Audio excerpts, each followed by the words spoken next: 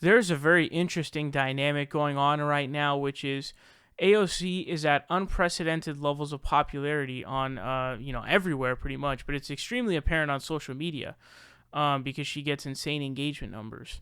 But she is somebody who was, I believe, inspired by Bernie Sanders. I believe she joined DSA because of Bernie Sanders, and her entire run was inspired by Bernie and basically the offshoot of Bernie. And there is this interesting phenomenon where all the lipshit donuts on Twitter, who are the Hillary supporters, the Pelosi supporters, and the dumb fucks, basically, they are rabid, like huge, massive fans of AOC, but they hate Bernie Sanders' guts.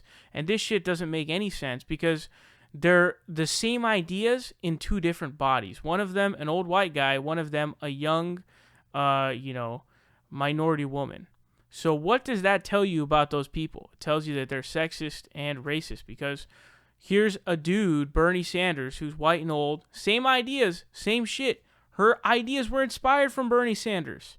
But you're a big fan of AOC and you hate Bernie Sanders. It's very clear, point blank. That's it. There's no discussion about that.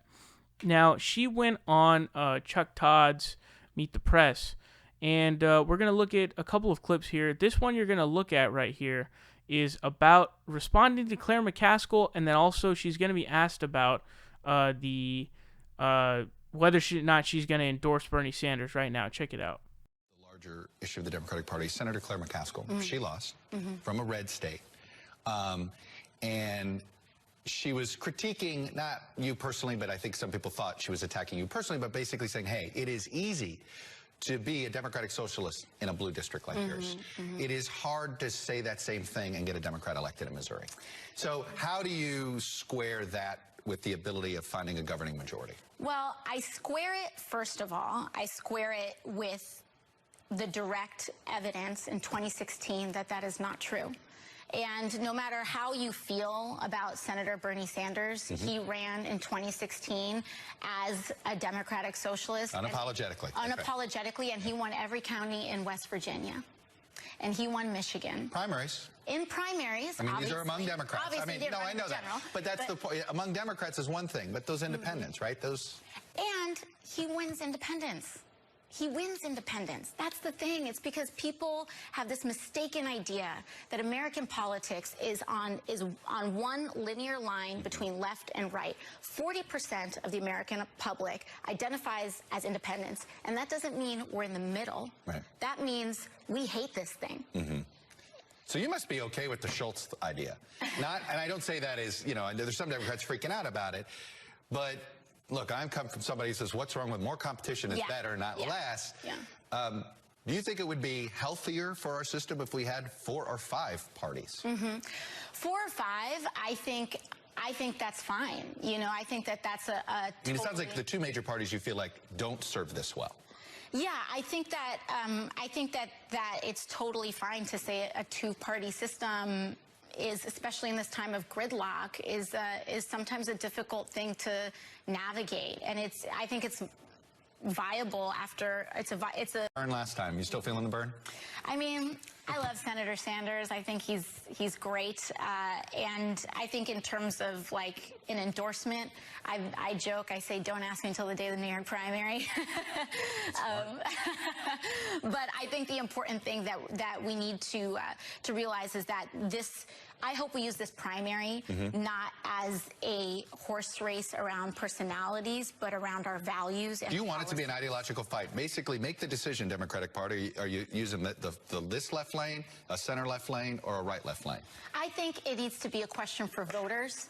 And I think that we should not vote solely based on who we think is going to be subject to X scrutiny from the other party. Right. I don't think that's a way of doing anything, because that leads to us governing out of fear. That leads to us casting votes out of fear. And I don't think we get anything done when we operate from such a weak position. I think we come from a place of strength, and the strongest position to be in is to know our values and be committed to them. Alexandria Ocasio-Cortez. Yeah, so that was very interesting. So, of course, she makes the correct point about Claire McCaskill's BS. And I always find it funny that we're supposed to take the advice of somebody who lost their election in comparison to someone who won. And we're going to take the numbers. Remember, Claire McCaskill was, saying that she didn't understand what, why anybody likes AOC. She was saying that, oh, we need to be moderate. She was the one, I did a segment about her talking about the poll about how Democrats want to be more moderate. She's all about going moderate. She doesn't want to go left. And so she was really jelly, and she was a very big time sore loser because she's sort of like a Joe Manchin type, I believe. She's like a like a mini Joe Manchin, if you will. So she's absolutely right on that, and talking about how, yeah, Bernie Sanders, he does garner the independents, and he does garner the people who, basically gave Trump the win. Those people would be garnered by Bernie Sanders because of Bernie Sanders' position on trade. So he would say that, yeah, we need to bring your jobs back. That's what he's going to say. He's not going to say TPP is the gold standard. He's not going to be the one who had a lot to do with NAFTA when her husband was the president. He's not going to do all that because he's not like that. He wants to bring the jobs back. He believes in protectionism. So when you get outflanked to the left by your angry orange opponent and you lose because you lost those 3 Rust Belt states. Remember, guys, if those 3 Rust Belt states had gone Hillary, and this is what's craziest to me, and this is what I don't understand about how any Republican other than Trump will be able to win ever again, is that, guys, think about it this way. Both Ohio and Florida, massive swing states, went for Trump, and he still needed those 3 Rust Belt states to fall, and they did. They fell hard, and that's the reason why Hillary ultimately lost. And so Claire McCaskill is dead wrong. Now, what's interesting about the clip about the endorsement is, and I was thinking about this, I had sort of a second where I was actually worried. I was like, oh man, is AOC not going to endorse him when he announces? Because if she were to not do that, I would lose my mind. Like, I would legitimately, I would be, heartbroken. I would be really pissed off. I would be really angry.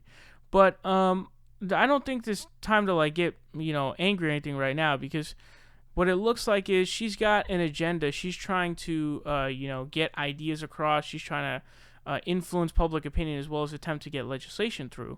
And so she knows that if she is to endorse Bernie Sanders right now, who hasn't even announced, by the way, so how are you going to endorse someone who hasn't announced?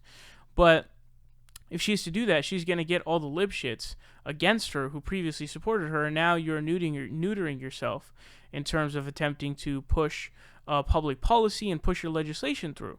So what she's clearly doing there is, okay, it's not a smart idea to do now. I need to wait till he announces. But I will say this. If it's the day before the New York primary, that's not cool. The New York primary is a while into the primary, okay? You better announce, day one that he announces his presidency. You better endorse the fuck out of Bernie Sanders, okay? And I'm waiting for all the libshits to lose their shit about AOC doing it. We already saw them get really pissed off at AOC collabing with Jeremy Corbyn, which is really stupid. But, dude, if she is not to announce an endorsement the day one that Bernie announces, I'm going to be insanely, unbelievably disappointed. And we have one more clip here. We're going to look at AOC. She's going to talk about the prospect of 2020 candidates in terms of Medicare for all and practicality. Check it out. Red lines for you. Medicare for all. Do you have to say you'll do it, or is aspiring to it in the future enough for you? So I think that we need commitments with teeth. So I don't want to be placated as a progressive, and I know that the progressive movement does not want to be placated in 2020. It's like, but I guess what's the definition? So you have, for instance, Amy Klobuchar and Sherrod Brown. I think both are arguing that they'd love Medicare for all, but they're like, it's not realistic. Let's fix Obamacare, or let's do Medicare 50, Medicare 55. Would that be a non-starter for you? For me, I reject that outright. I reject the rationale. Okay. I reject the rationale of saying adopting the same insurance models or a similar insurance model to any other developed country in America is unrealistic. I reject that. I reject the idea that single payer is impossible. I reject the idea that universal health care is impossible. All of these things are possible. When we talk about what I want in a 2020 candidate, I want a 2020 candidate that says we can do these things. We can be audacious. I think we need, in order to overcome this moment, we need to return to our FDR roots as a party. That's what I believe. Now, one thing FDR had, that we were talking about this today, and my producer he goes, she's got the Green New Deal. He's like, FDR had a massive majorities when he got to push his New Deal through. You guys don't have the massive majority. If anything, you don't have a majority at all on the other side of the Capitol. So how do you do it? So this is a big part of when you actually break down our strategy on the Green New Deal, even when you go all the way back to our requests in the fall, we were talking about the need to draft or come up with a blueprint by 2020. Because what this really is an organizing play. It's so that by 2020, we can get all of those chess pieces in order. We can get a majority in the House, we can get a majority in the Senate, we can capture the presidency, and we can get things done in that time. They have to compromise to get... Yeah, so that was an absolutely perfect answer. I could not agree with that more. She's absolutely on point in saying that we can't be doing this practical, bullshit game where we act as if these things like Medicare for All, which universal health care exists in every other modern industrialized nation, is impossible, because it's not. The reason why it's impossible is because you're probably bought out by corporate interests. You're probably funded by big pharma. You're probably funded by the big banks, etc., etc. You're probably funded by those people. So the thing about this whole issue is yes, we do need people who truly believe in, in these issues and who stand by these issues. And so that's why you cross out, first of all, Kamala Harris is a shitty person who tried to keep one person in prison who was innocent, and she actually successfully did another one, which is horrifying. She's legitimately going to burn in hell if that exists. And all the other crap, and you can look into my videos about that. I'm not going to repeat that here. But she literally 24 hours after saying that, we need Medicare for all, we need to abolish private insurance, which she doesn't even know that Bernie's Medicare for all, it does abolish current private insurance plans.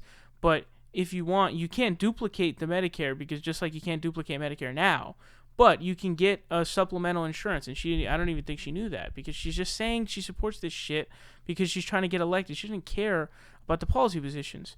So when you flip like 24 hours, I've crossed you out. Like, you out, bitch. Like, I don't fucking support you. I didn't before that anyways, but this just proves my point of she's lying to win. She's lying. She doesn't have any personal beliefs. She doesn't care. It's irrelevant to her. She doesn't give a fuck. She's trying to get elected. So she's dead on point on what she's saying there. And and even Elizabeth Warren, by the way, she did that too with Medicare for all. So I'm not trying to let her off the hook. So these people, that's why I'm Bernie, okay? And I've been Bernie. So that leads me to believe she is going to endorse Bernie. But, dude, if she doesn't endorse Bernie, we riot, man. We fucking riot. I am going to be really angry and really pissed because, obviously it's the right fucking thing to do for her to endorse Bernie. But, we need everything we can get, and AOC is a very big force to be reckoned with.